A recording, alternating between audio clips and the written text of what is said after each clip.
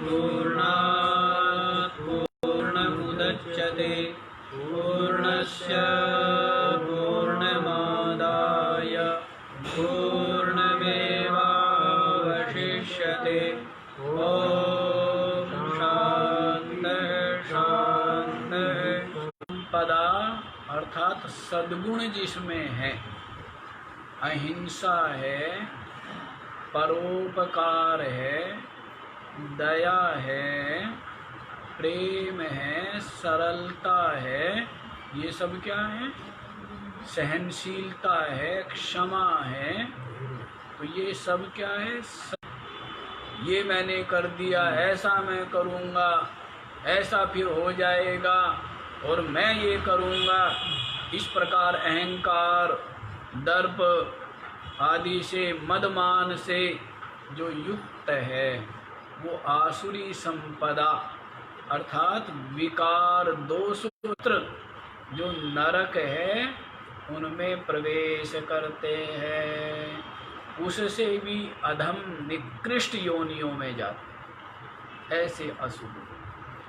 और जो इसलिए फिर सार संक्षेप में बतला दिया कि काम, क्रोध और लोभ ये है, वो आत्म कल्याण के लिए यत्न करता है और इस प्रकार श्रवण मनन निधिध्यासन सत्संगति सेवा सुकृत करके, सत्कृत करके वो क्या करता है? परम गति को प्राप्त करता है। इसलिए सारो अर्जुन के मन में प्रश्न हुआ, और जो प्रश्न हुआ है यही सप्तदश अध्याय यहाँ से आरंभ है। अथ सप्तदशोऽध्यायः अर्जुन उवाच येषा आहो रजः तमः। अर्जुन उवाच, अर्जुन ने कहा, क्या कहा? कि जो शास्त्र विधि का परित्याग करके और मनमाना आचरण जो है, पूजा पाठ में तो लगे हुए हैं, उपासना आदि में श्रद्धा पूर्वक लगे हुए हैं, लेकिन शास्त्रों का ज्ञान नहीं है, उनकी क्या गति होती है? ये बात अर्जुन पूछते हैं। तो देखिए क्या कहते हैं, ये माने जो उनकी क्या निष्ठा है? सत्वम, क्या सत्वनिष्ठा है? आहो, या फिर रजः, या रजोगुण में निष्ठा है, या तमः, या तमः निष्ठ है। अर्जुन मतलब आप जो है का ज्ञान है और तब शास्त्र विधि नहीं कर रहा है, वो नहीं।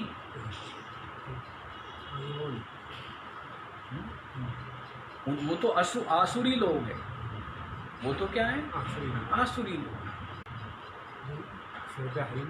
हाँ, मतलब श्रद्धा रहित है, लेकिन शास्त्र विधि का उनको पता भी है। बहुत से लोग ऐसे भी हैं, लेकिन फिर भी शास्त्र विधि का परित्याग, श्रद्धा नहीं करते।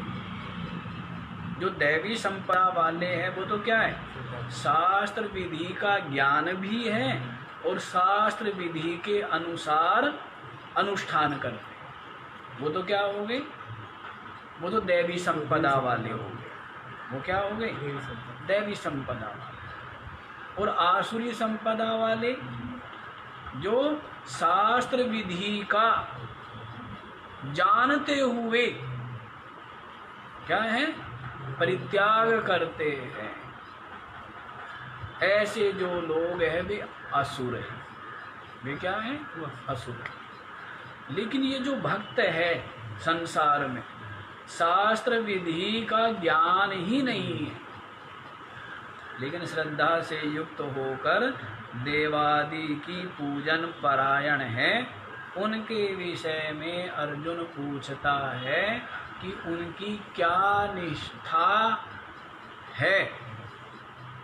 सत्वनिष्ठ कहेंगे या रजः निष्ठ कहेंगे उनको, या तमः निष्ठ कहेंगे। तो इस प्रकार से अर्जुन ने प्रश्न किया है।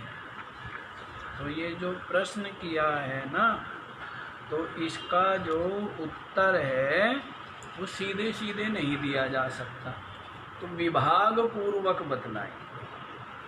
क्या करेंगे? विभाग पूर्वक बतलाएंगे कि पूजा तो कर रहे हैं श्रद्धा से युक्त होकर, लेकिन किसकी पूजा कर रहे हैं और किस भाव से कर रहे हैं, उससे पता लगेगा कि वो सत्वनिष्ठ है या रजोनिष्ठ है या तमोनिष्ठ।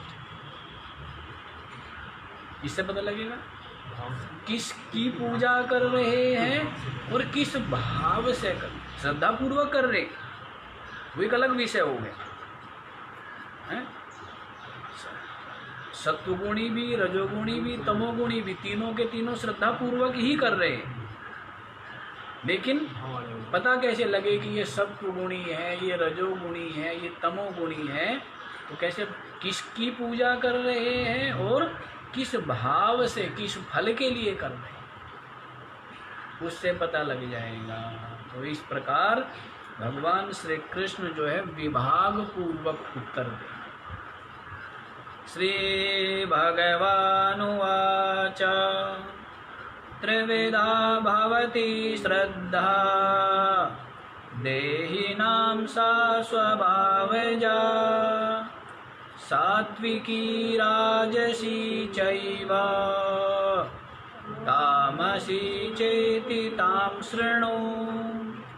त्रिविधा भवति श्रद्धा देहिनां सा स्वभावजा सात्विकी राजसी च एव तामसी च इति तां शृणु।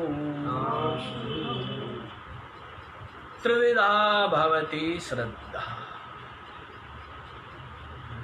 अर्जुन ने कहा श्रद्धा पूर्वक यजन कर रहे, पूजन कर रहे, लेकिन अर्जुन वो श्रद्धा भी 3 प्रकार की। श्रद्धा त्रिविधा भवति, श्रद्धा 3 प्रकार की होती है। सा श्रद्धा देहिनां सा श्रद्धा स्वभावजा त्रिविधा भवति। सा श्रद्धा वह जो श्रद्धा है, देहिनां प्राणिनां प्राणियों की वह जो श्रद्धा है, स्वभावजा। स्वभावजा माने जो जन्मांतर जो संस्कार है उनको लेकर के जो उत्पन्न हुआ, उसके साथ साथ ही वे उसके संस्कार, उसकी श्रद्धा साथ ही साथ प्रकट होती है ना। जब ये प्राणी जीव शरीर धारण करता है तो जन्मांतरीय जो शुभाशुभ संस्कार है उनको लेकर के ही उत्पन्न होता है, वही स्वभाव है। वही क्या है? वही स्वभाव।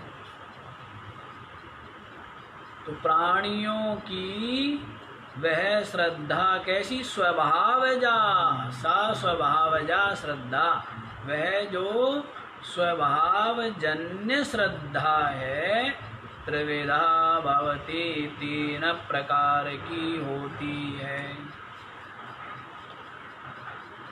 जन्मांतरों के संस्कार, उसके पश्चात जन्म लेता है तो माता पिता के संस्कार, और उसके पश्चात जिस परिवेश में रहता है, संग में रहता है, उसके संस्कार। लेकिन सबसे ज़्यादा महत्व किसका होता है? जो अपने संस्कार। जैसे बीज है, नीम का है, आम का है। भूमि जो है वो उपजाऊ या कम उपजाऊ या अधिक उपजाऊ हो सकती है, लेकिन जो बीज नीम का बोएंगे तो आम नहीं होगा, नीम ही होगा ना। और आम का बोएंगे तो आम ही होगा। तो अब वही बीज आप पहाड़ पर लगाएंगे तो उसका जो वृक्ष है उसका आकार प्रकार अलग तरह का होगा। वही बीज आप तराई में लगाएंगे तो अलग होगा। वही बीज अन्यत्र किसी शीतल आदि प्रदेश में लगाएंगे तो, लेकिन पेड़ तो वही होगा ना, नीम का होगा तो। लेकिन नीम की जाति पहाड़ की अलग मिलेगी, तराई वाले भाग की अलग मिलेगी और अन्य इलाकों की अलग। जैसे सेब की बताते हैं तो पहाड़ का अलग बात है, लेकिन सेब तो सेब है। अब उस पर प्रभाव पड़ता है भूमि का, वातावरण का, हर चीज का। तो वैसे ही ये जो जीव है, ये जन्म जन्मांतरों के जो इसने कर्म किए, जो संस्कार, जो वासना है, वही तो संचित है इसके चित्त में। तो वे जो संस्कार है वे ही मुख्य है। उसके बाद में वो माता पिता कैसी भूमि में वो आया है, उसके पश्चात कैसा उसको वातावरण मिला, सगे संबंधी संगति मिली। तो सबका थोड़ा थोड़ा असर है, लेकिन मुख्य क्या है? वही जो लेके आया, जो जन्म जन्मांतरों के अपने संस्कार। बबूल का पेड़ भी बोएंगे, कितनी ही बढ़िया भूमि क्यों ना हो, कितना ही जल से लबालब भूमि क्यों ना हो, उपजाऊ भूमि क्यों ना हो, कांटे ही उगेंगे ना। क्या उगेगा? कांटे। तो वैसे ही ये स्वभावजा श्रद्धा जो है, इसका अभिप्राय है जन्म जन्मांतरों के इसके जो सुकृत दुष्कृत है, उनके जो संस्कार, उनसे उत्पन्न जो श्रद्धा। तो सा स्वभावजा श्रद्धा, प्राणियों की वह जो स्वभावजा श्रद्धा है वो कितने प्रकार की होती है? त्रिविधा भवती, 3 प्रकार की होती है। कौन कौन सी? सात्विकी, राजसी च एव तामसी। सात्विकी श्रद्धा, राजसी श्रद्धा और तामसी श्रद्धा। ताम शृणु, ताम भेदम, उनके जो भेद है उनको शृणु, सुनो, बतलाएंगे। ये जो श्रद्धा बतलाई है 3 प्रकार की, इनका जो भेद है उनको सुनो। संस्कार तो हमारे जैसे हम भोगते रहते हैं तो खत्म होते रहते हैं। हाँ जी। जैसे हम अपने संस्कार वश सब कार्य करते हैं, तो जैसे वो पुण्य पाप ही तो है, पुण्य पाप से तो बना है, तो पुण्य पाप जैसे वो भोगते रहते हैं तो वो संस्कार खत्म होते हैं। कोई संस्कार हुए, कर्म हुए, कर्म अपने संस्कार, अपने जो ये संस्कार है बीज है, और ये जो कर्म है या भोग है ये तो उसका फल है। कर्म रूपी बीज है संस्कार, कर्म रूपी वृक्ष पर, और ये जो सुख दुख रूपी जो पत्ते फल फूल लगते हैं, तो बीज तो संस्कार ही है ना। वो सूक्ष्म रूप में संस्कार वासना वो क्या है? जैसे बीज में वृक्ष है तो बीज है, वृक्ष तो है ना उसमें। वैसे अच्छा जी, अब ये जो श्रद्धा है ये कैसे पता लगे? श्रद्धा कोई क्या है? देखी जा सकती है क्या?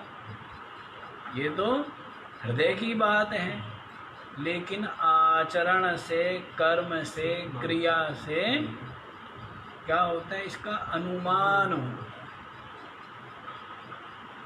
श्रद्धा इंद्रिय प्रत्यक्ष नहीं है, इंद्रियों के द्वारा श्रद्धा को नहीं देखा जा सकता, लेकिन व्यक्ति के जो कर्म है, क्रिया है, आचरण है, संगति है, उससे पता लग जाता है कि ये सत्वगुणी है, रजोगुणी है या तमोगुणी। इसकी श्रद्धा तो देखो आगे क्या बतलाती है। सत्वानुरूपा सर्वस्य श्रद्धा भवति भारत, श्रद्धामयोऽयं पुरुषो यो यच्छ्रद्धः स एव स। सत्वानुरूपः सर्वस्य श्रद्धा भवति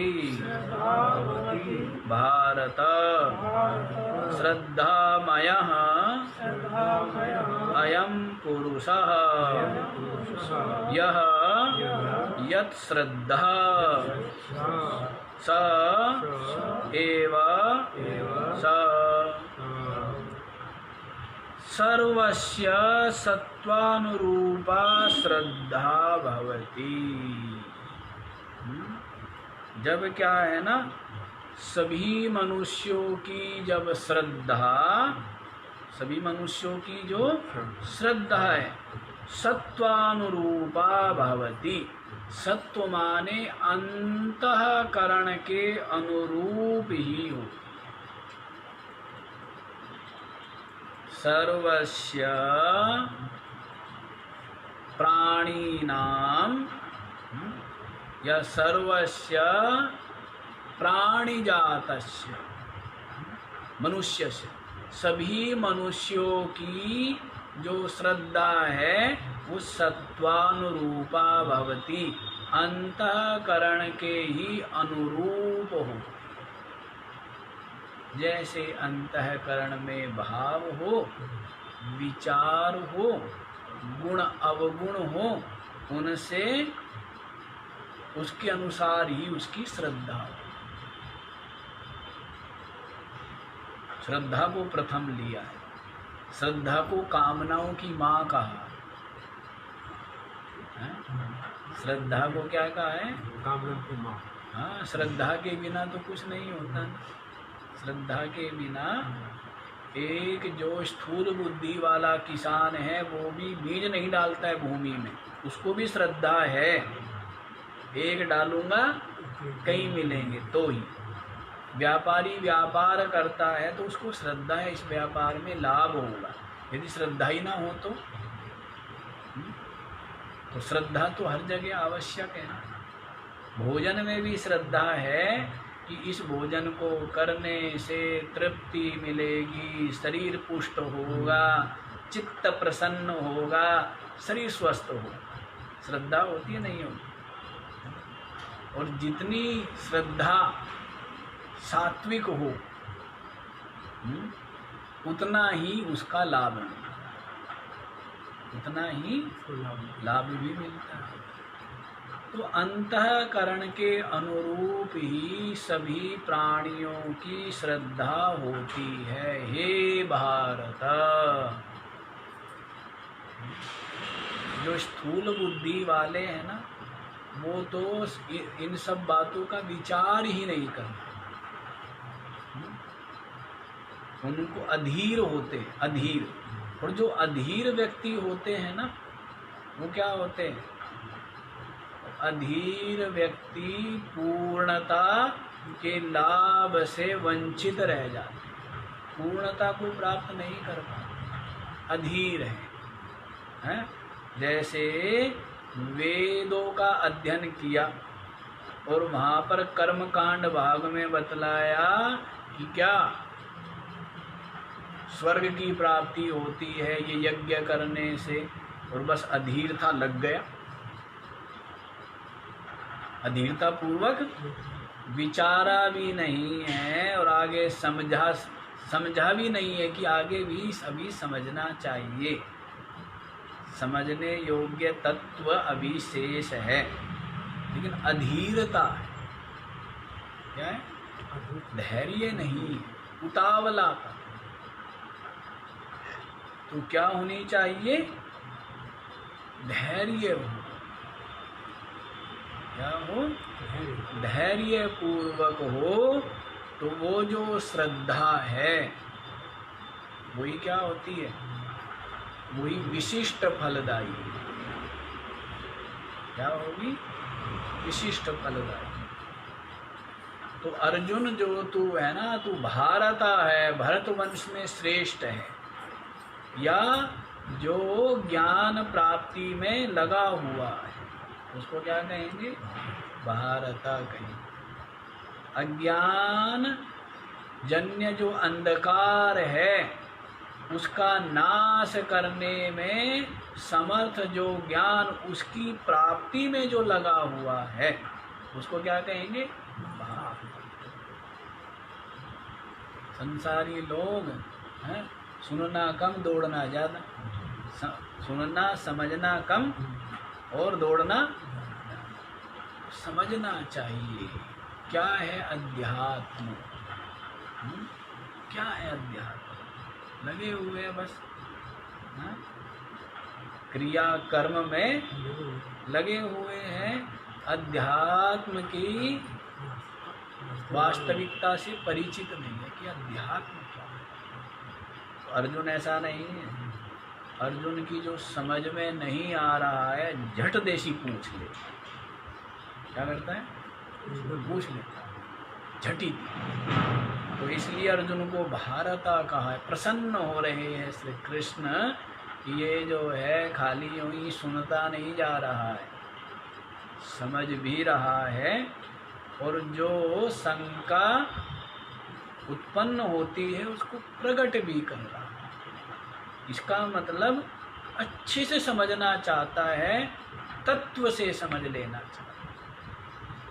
तो देखो क्या बताया है, श्रद्धामयः अयं पुरुषः। ये जो पुरुष है ना, ये जो जीवात्मा है, ये श्रद्धामय है। उसकी श्रद्धा से ही इस पुरुष का क्या है? अस्तित्व है, पता लगता है। श्रद्धा मय, श्रद्धा प्रधान ही ये पुरुष है। अर्थात जिसके जैसे विचार है ना, वो कहते अरे वो तो बड़ा दुष्ट है, जबकि वही हाथ पैर है, वही अन्न जल ग्रहण करता है, वही श्वास लेता है, लेकिन उसके विचारों से अरे वो तो बड़ा दुष्ट है। मैं तो श्रद्धा से ही हुआ ना। तो दुष्ट क्यों कह रहे उसको? उसके अंतःकरण की जो अंतर के जो विचार है, जो निश्चय है, जो संस्कार है, जो श्रद्धा है, उसी के कारण कहते वो बड़ा सज्जन है। हाँ, तो सज्जन है। सज्जन क्यों बोलते हैं? तो उसके अंतःकरण का जो विचार है, जो श्रद्धा है, भाव है, वो कहती है बड़ा सज्जन है और ये बड़ा दुष्ट है। कोई लिख तो रहा नहीं है, चेहरे से तो कुछ लिखा हुआ नहीं है, सब कुछ समान ही कर रहा है, चलना फिरना, खाना पीना, श्वास प्रश्वास, लेकिन पता लग जाता है अंतःकरण की जो वृत्ति है वही तो श्रद्धा है। अंतःकरण की जो वृत्ति, उसी को श्रद्धा कहो, भाव कहो, विचार कहो, वो क्या है? अंतःकरण की। तो श्रद्धामयः अयं पुरुषा, अयं पुरुषा, ये जो पुरुष है ये श्रद्धामय है, अर्थात श्रद्धा प्रधान है। अंतःकरण की वृत्ति जैसी है वैसा ही वो है। आगे बता ही दिया है, यो यत श्रद्धा, यह माने जो यत श्रद्धा, यत माने जैसी श्रद्धा है, सा एव सा, वह वही है। यह माने जिसकी यत श्रद्धा, जैसी श्रद्धा है, स एव स, वह ही है, अर्थात जैसी श्रद्धा है वही है वह। यदि सद्विचार है तो वो क्या है? सज्जन है। यदि दुर्विचार है तो वो दुष्ट है। जैसी श्रद्धा है। जैसे संस्कार लेके आया वही तो श्रद्धा है। जो अंदर में है ना, अंदर में जो श्रद्धा है वो बीज रूप से ही बीज रूप लेके आया, स्वभाव संस्कार वही तो श्रद्धा है। वो तो है ही, पर इसको वर्तमान में समझो। जो लेके आया वो तो बता दिया है। वर्तमान में जो भी आप हैं, जो भी हम कर रहे हैं, जो भी अंतःकरण की आपके संस्कार या जो निश्चय या जो भाव जो विचार है वही आप।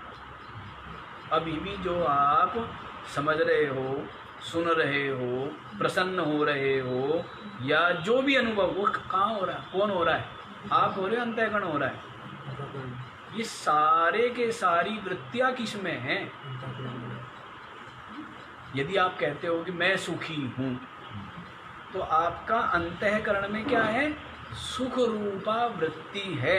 इसलिए आप कहते हो मैं सुखी हूँ, मैं दुखी हूँ। ये भी क्या है? अंतःकरण की वृत्ति है ना। मैं प्रसन्न हूँ, मैं उदास हूँ, ये किसकी वृत्ति है? मैं पुण्यात्मा हूँ, मैं पापात्मा हूँ, किसकी वृत्ति है? मेरे अंदर विकार है, मैं वैराग्यवान हूँ, ये किसकी वृत्ति है?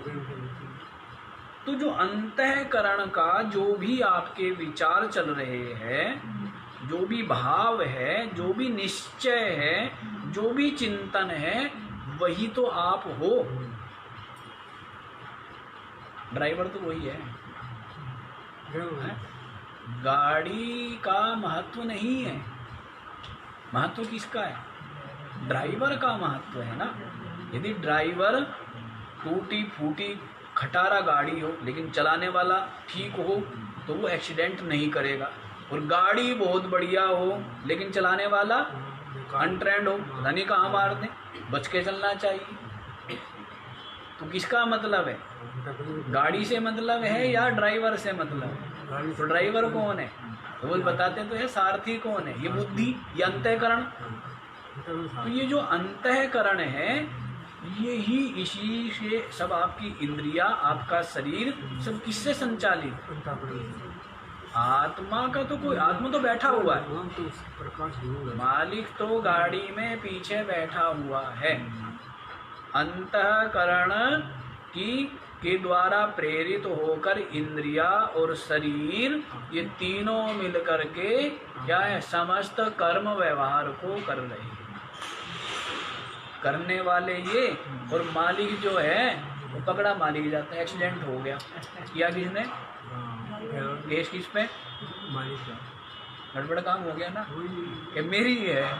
अरे तू तेरी है, पर तू करता थोड़े ही है। चला, गाड़ी कौन चला रहा था?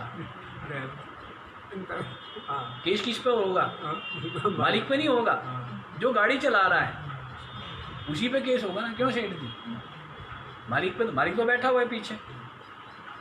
भाई गाड़ी किसकी है उसको पकड़ेंगे पहले, और फिर कहेंगे कि भाई ड्राइवर कौन था, तो वो कहेगा। अब अधिकतर लोग ऐसे भी तो करते, बड़े बड़े लोग गाड़ी स्वयं चलाते, एक्सीडेंट आदि हो जाता है तो ड्राइवर को आगे कर देते हैं। ऐसा चलता है, फिर उस पर केस चलता है, फिर वो मालिक जमानत आदि कराते हैं। तो आत्मा तो सर्वथा अकर्ता है, आत्मा की सत्ता है। सत्ता किसकी है? आत्मा की सत्ता से ये जो अंतःकरण है, प्रकाश आत्मा का है, तो अंतःकरण में क्या होगी? हलचल शुरू, चेतन हो गया जड़ होते हुए।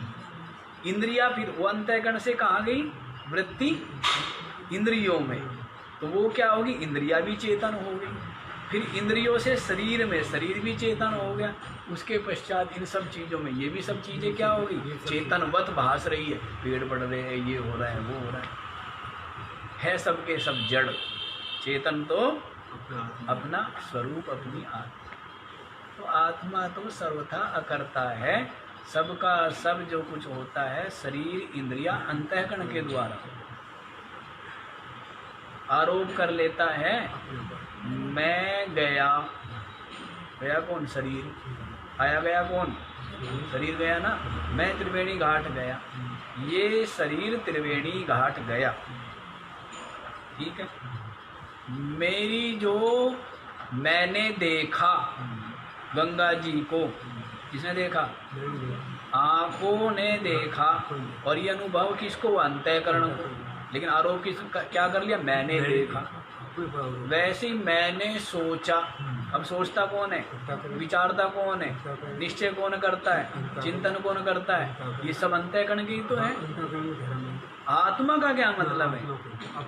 आपकी तो स्थिति ऐसी हो रही है कि झगड़ा किसी का है और आप गए थे छुड़वाने, डंडे बजने शुरू हो गए आपके।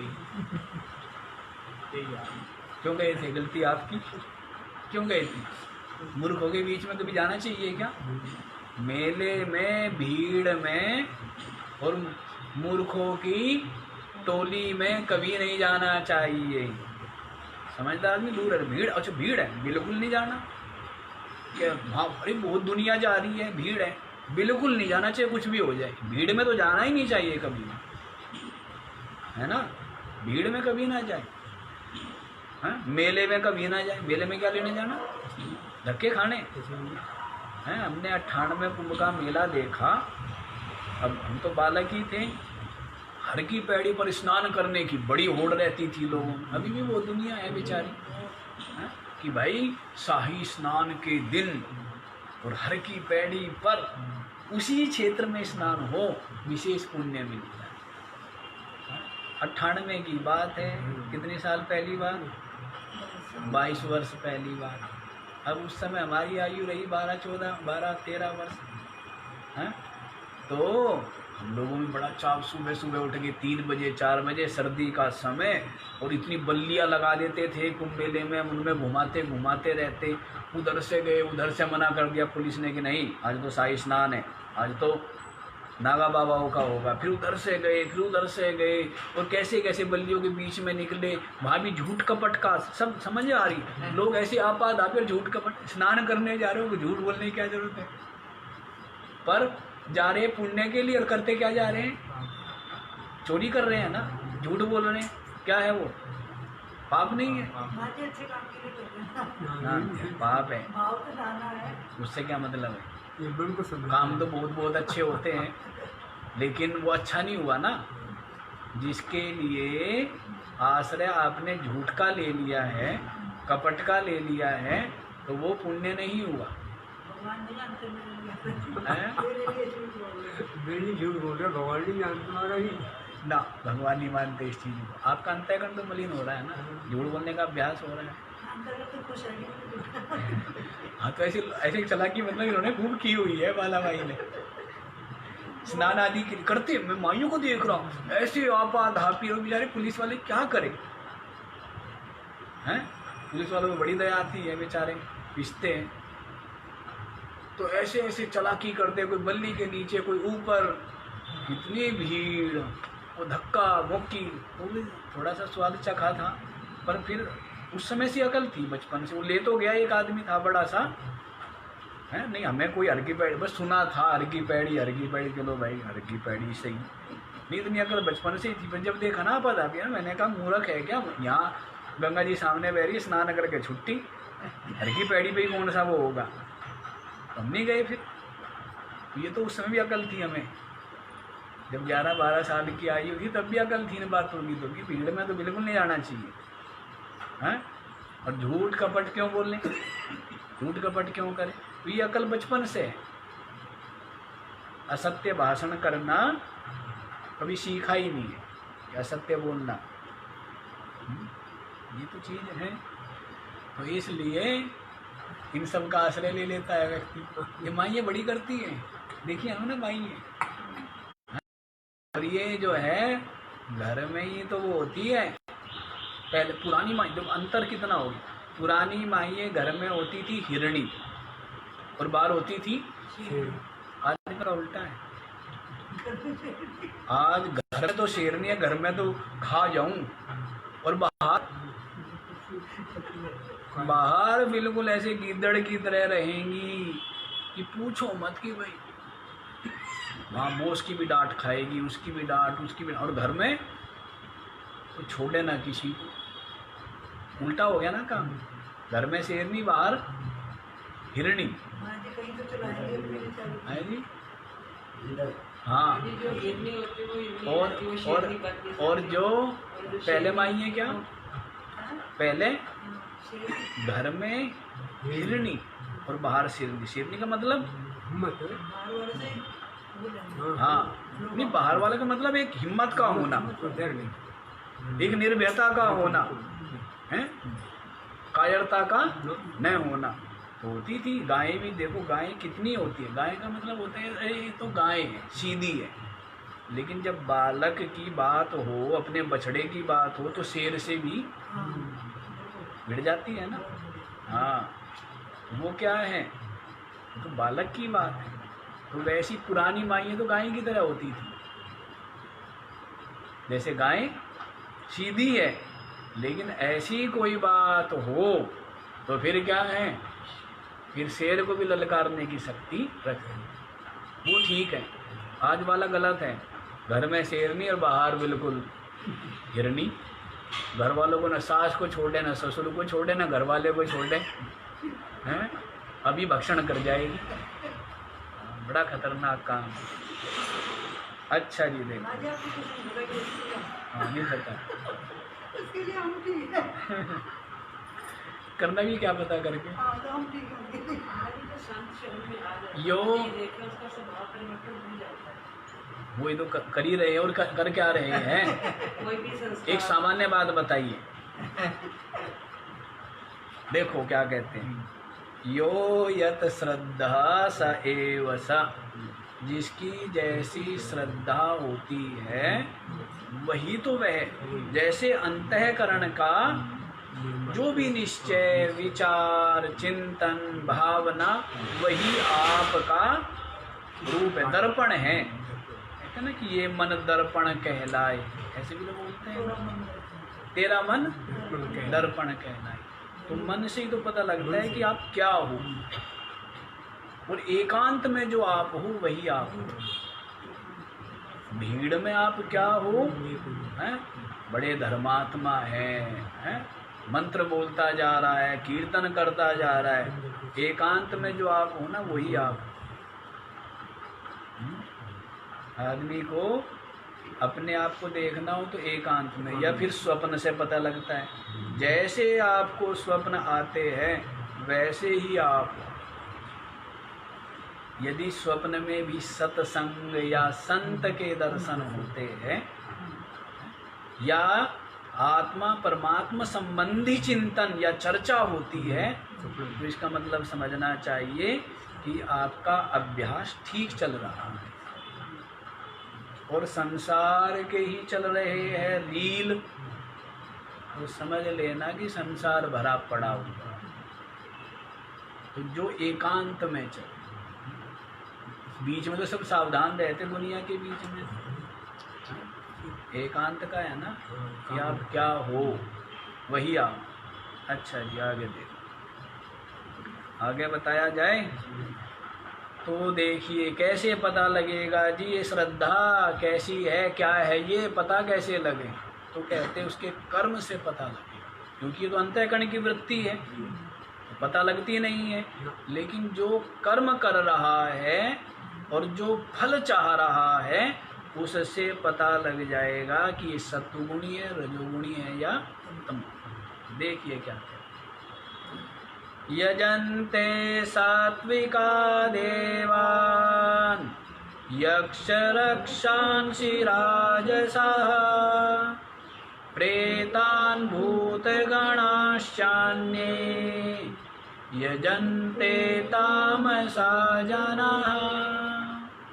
यजन्ते सात्विकाः देवान् यक्ष रक्षांसि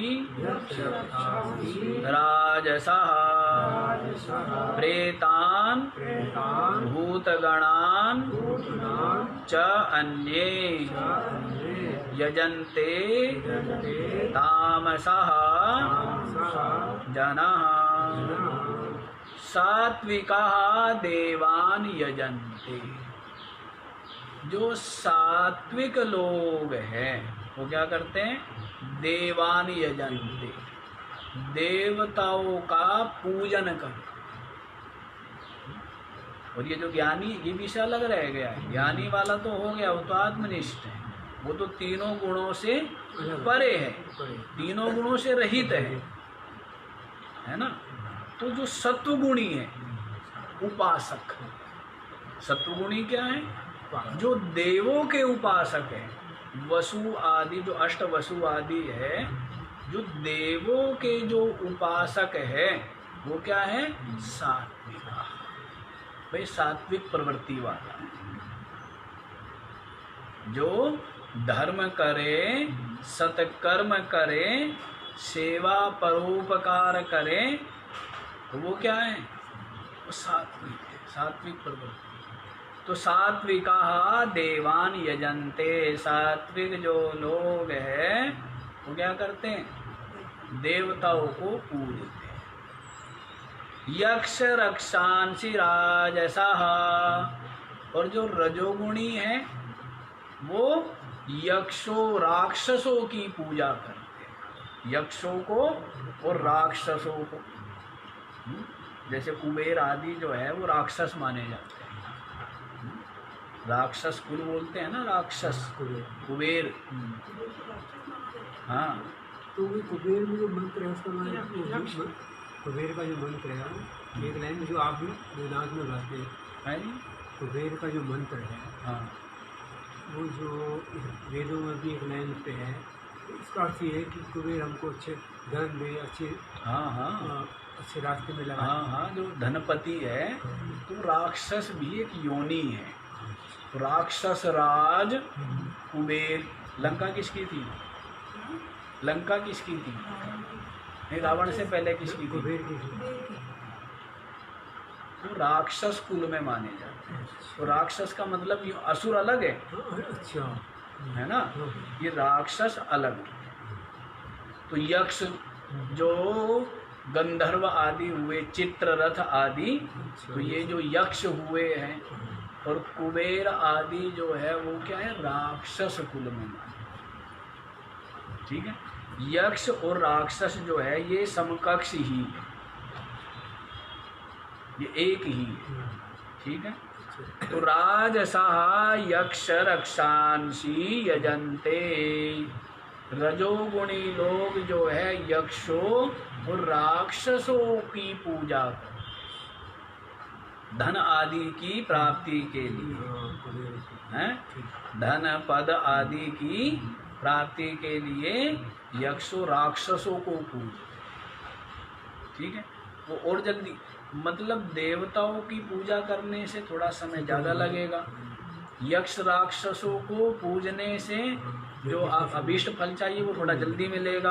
और आगे, प्रेतान भूत गणान च अन्ये तामसः जना यजन्ते, प्रेतों की और भूत जो गण है, भूत गणों की अन्य जो तामसी लोग हैं वे पूजन्ते, पूजा कर। अन्य तामसा जना, अन्य जो तमोगुणी लोग हैं वो क्या करते हैं? प्रेतों की और भूतों को पूजते, भूत गणों, तो उनको फल शीघ्र मिलता है। लेकिन ये तमोगुणी है, ये क्या है? तमोगुणी है। इनके जो इष्ट है वो भी तमोगुणी, जो फल मिलेगा वो भी तमोगुणी, वो पूजने वाला वो भी तमोगुणी, इसलिए गति भी क्या होगी? तमोगुणी। पीछे सुना था ना क्या? ऊर्ध्वं गच्छन्ति सत्वस्था, मध्ये तिष्ठन्ति राजसा, जघन्य गुण वृत्तिस्था, अधो गच्छन्ति तामसा। ऊर्ध्वं गच्छन्ति सत्वस्था, जो देवों की उपासना करेंगे तो वो ऊपर जाएंगे, अर्थात देवलोक आदि की प्राप्ति होगी। मध्य तिष्ठन्ति राजसा, जो रजोगुणी होंगे वो क्या? मध्य में रहेंगे, अर्थात मनुष्य शरीर मिल जाएगा शीघ्र। और जघन्य गुण वृत्ति वाले, अर्थात तमोगुण वृत्ति वाले जो है तमोगुणी लोग, तामसा लोग, अधो गच्छन्ति, अर्थात कीट पतंग आदि, कीट आदि योनियों में हो जाते हैं। समझ आए? तो उसी को बतलाते हैं कि जो सात्विक लोग हैं वो देवों को पूजते हैं, जो रजोगुणी हैं वो यक्ष राक्षसों को पूजते हैं अभिष्ट फल के लिए, और जो अन्य जो तमोगुणी लोग हैं वो भूत प्रेतों की पूजा करते हैं। करते हैं ना, ये भूत प्रेतों को पूजते हैं, शमशान आदि में जाकर कर पता नहीं क्या क्या करते हैं लोग हैं। कई प्रकार की साधनाएं हैं, भैरव भैरवी और पता नहीं क्या क्या। तांत्रिक अधिकतर जो तंत्र विद्या है तो तांत्रिक कुछ सात्विक भी है, पर अधिकतर जो तामसिक है। हाँ, तो उससे क्या होती है, सिद्धियाँ मिल जाती है, बहुत जल्दी मिल जाती है। सिद्धि के बल से क्या है, यहाँ पर ऐश्वर्य पद प्रतिष्ठा को प्राप्त कर लेते हैं, लेकिन फिर क्या है, जिस योनि में जाएंगे भूत प्रेत ही बने, को पीछे बता भी दिया है ना। देवान देव यजो यान्ति पितॄन यान्ति पितृव्रता भूतानि यान्ति भूतेज्या यान्ति मद्याजिनोऽपि माम्। क्या बतलाया, जो देवों को पूजेंगे वो देव भाव को प्राप्त, और जो पितरों को पूजेंगे वो पितर लोक में जाएंगे। भूतानि यान्ति भूतेज्या, और जो भूत प्रेतों को पूजेंगे वो भूती तो बनेंगे। यान्ति मद्याजिनोऽपि माम्, और जो मुझ अंतर्यामी परमात्मा का भजन करेंगे, पूजन करेंगे, वो क्या है, परमात्मा रूप हो जाएंगे।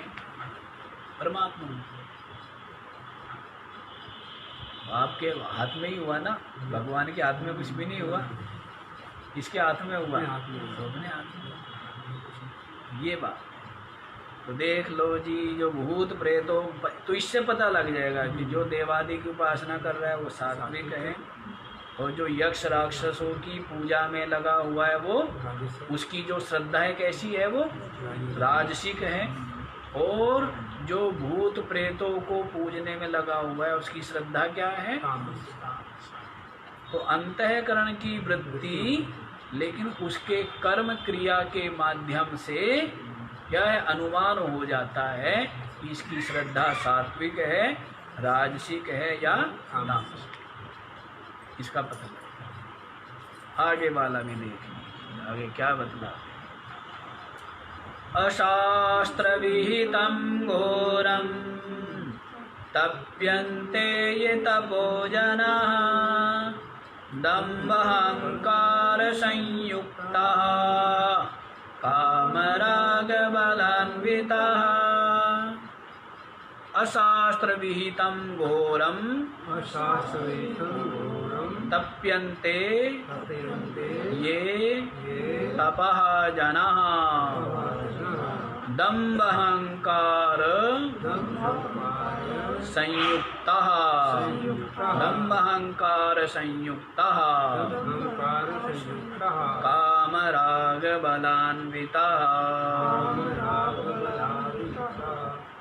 ये जनाः, जो मनुष्य, अशास्त्र विहितं घोरं तपः तप्यन्ते, श्रद्धा बतला दी, अब तप की भी बतला रहे। इसमें क्या है, इसमें विभाग पूर्वक बतलाएंगे। अध्याय का नाम है श्रद्धा त्रय विभाग,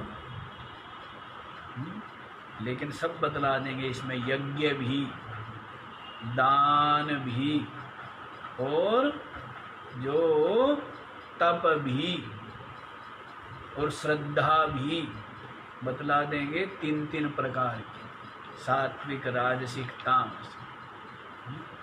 तो श्रद्धा बतला दी, अब क्या बतला रहे हैं, तप बतला रहे हैं।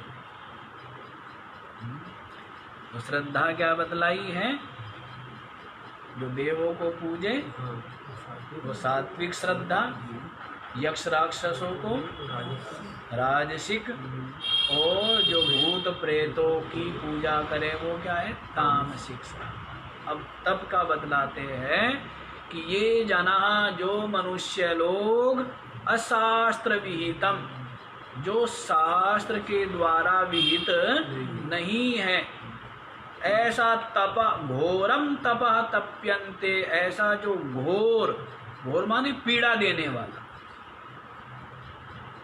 शास्त्र का कहीं पर कोई विधान नहीं है शास्त्र के द्वारा, मनमाने तप बना रखे लोगों ने। और राक्षस लोग तप ही तो कर, एक पैर पर खड़े हैं, ये कोई तप है? तो वही बतलाएंगे उनके लिए, तमोगुणी लोग हैं, कि क्या धूणे जला करके उसके बीच में बैठ गए, ये बड़े तप हैं। ये सब के सब तमोगुणी तप हैं। ये कोई तप है क्या? लेकिन आज यही तप माने जाते हैं, जो जितना ज़्यादा से ज़्यादा शरीर आदि को कष्ट दे, बड़ा तपस्वी। अरे बड़ा मूर्ख है। क्या है? एक महात्मा थे, वो पहले भी बताया होगा हमने, तो उन्होंने काष्ठ मौन लिया हुआ। काष्ठ मौन मतलब ना हिलना ना डुलना ना कुछ, बोलना भी नहीं, हाथ पैर भी नहीं हिलाने, लिखना भी नहीं, काष्ठ मौन, लकड़ी की तरह पड़े रहे। जब प्रतिज्ञा कर ली थी, संकल्प कर लिया था, तो निभाना तो पड़ा, बड़ा कष्ट होते हुए भी। जब कहते उनका मरणासन्न हुए, वृद्ध हुए, तब कहा महात्मा ने, महाराज अपना अनुभव बताओ,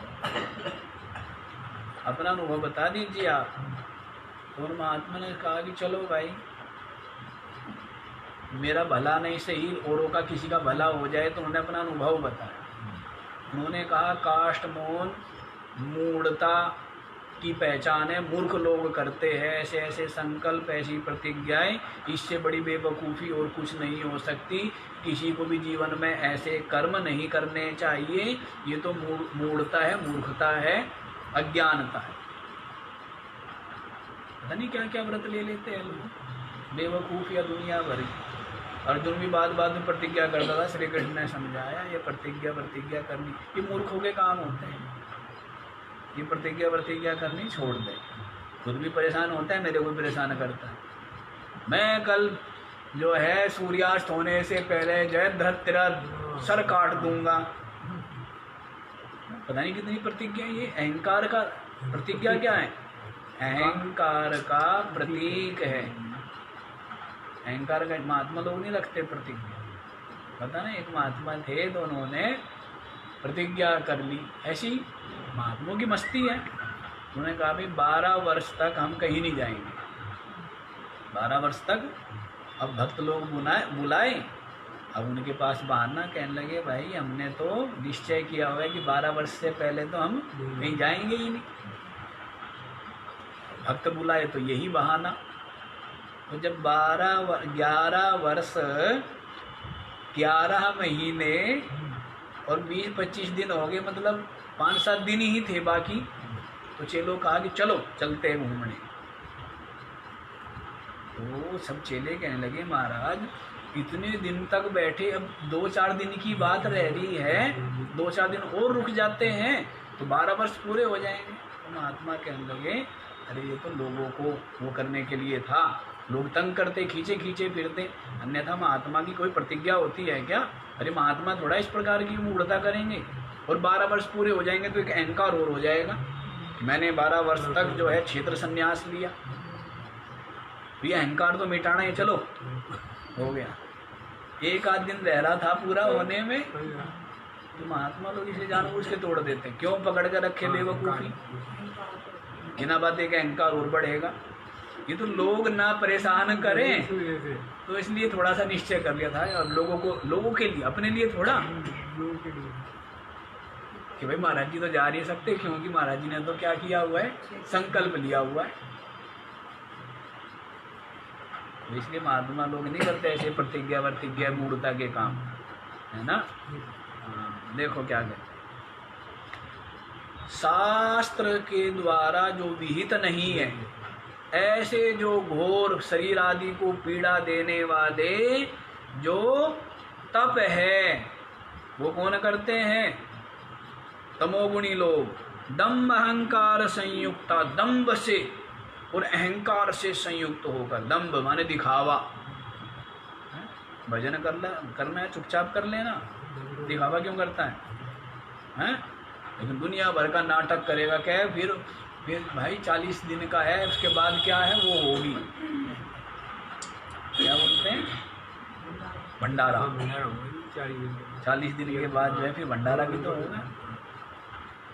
तो ये सब क्या दम्भ है बिना मत, चुपचाप कर लेना। और मना करता है जो वृत्तियाँ अंदर गई वो हाँ, भंडार वही में सारी बंद। दुनिया को दिखाना। क्या दिखाना? वृत्ति इसको कहेंगे दम्भ, अहंकार। और क्या? अहंकार। बिल्कुल अहंकार पूर्वक, मैंने ऐसा किया, मैंने ऐसा किया, मैं ये करने वाला हूँ, मैं ये कर सकता हूँ। ऐसा दम्भ और अहंकार से संयुक्त, काम राग बलान्विता, कामनाओं से युक्त होकर, आसक्ति से युक्त होकर, हैं, काम और राग और बलान्विता, और जो बल है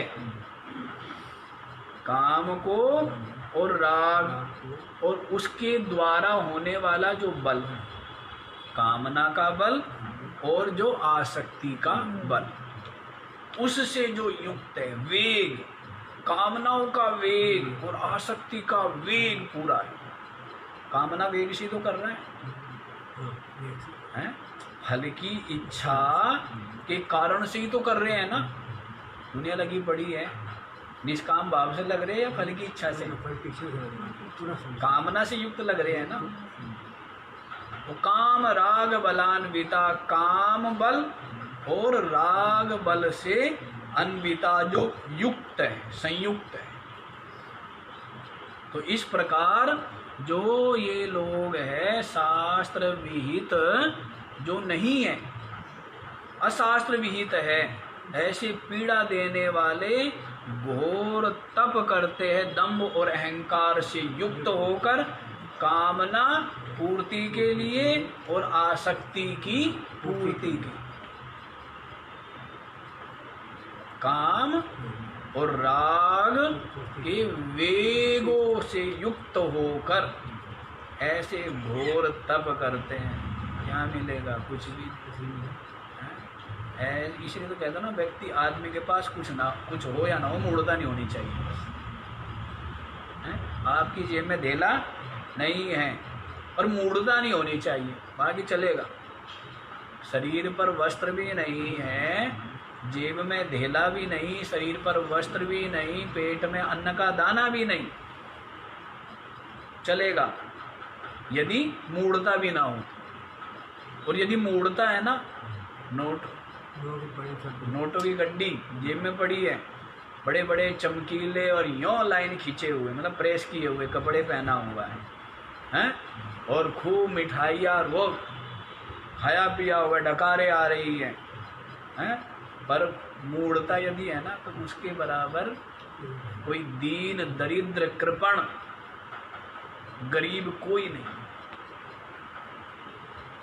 है ना भाई। इसलिए मूढ़ता नहीं होनी चाहिए, बाकी चलेगा। बाकी कुछ है या नहीं है कोई फर्क नहीं पड़ता, बस मूढ़ता नहीं होनी चाहिए। ये मूढ़ता ही तो है? अहंकार, दंभ, काम, आसक्ति, ये सब मूढ़ता है। और इससे युक्त होकर के ऐसे लोग करेंगे घोर तप। घोर तप कौन करेगा? दिखावे के लिए। एक बार ये हरिद्वार में, अभी की 2010 की बात है ये तो एक पेड़ पे रहता था बाबा, नया नया कहीं से पेड़ पे रहता था। सारी तो दुनिया जाए, लाइन लगी रहे, वहाँ लाइन लगी रहे, पेड़ के ऊपर बैठे रहे। हमें भी लोगों ने कहा, हमें इन सब चीज़ों में कभी रुचि, हमने कहा ये मूढ़ता है, मूर्खता है। बड़ा इंटरेस्ट लेते, गाड़ी भर भर के जाते, हम देखते थे ना, हमारे परिचित महात्मा लोग सारे जा रहे हैं। हमारे को भी कई बार का, फिर बाद में पता लगा, फिर बाद में क्या है, कुंभ मेला समाप्त हुआ, वो पेड़ से नीचे नहीं उतरा, वो जंगल से भी उतर गया। जंगल में किस लिए था? कुंभ मेले के लिए तो था, दुनिया आएंगी, दुनिया है, हाथ जोड़ेंगे, इतनी कीर्ति होगी, यश होगा, सम्मान मिलेगा। कुंभ मेला समाप्त हुआ, वहीं आ गया, वहीं आश्रम में है। फिर आश्रम से भी निकल के फिर वो पैंट शर्ट में आ गया। ठीक है, और पैंट शर्ट से भी निकल के फिर वो जो है रतलाम में होटल में पहुंच गया। ठीक है, ये स्थिति है। और सारी दुनिया जा रही थी। आप वाली भी जा रही थी, मैं बताऊंगा। तो आज इतना ही, बाकी का विचार कल करेंगे। ओम पूर्णमदः पूर्णमिदं पूर्णात् पूर्णमुदच्यते।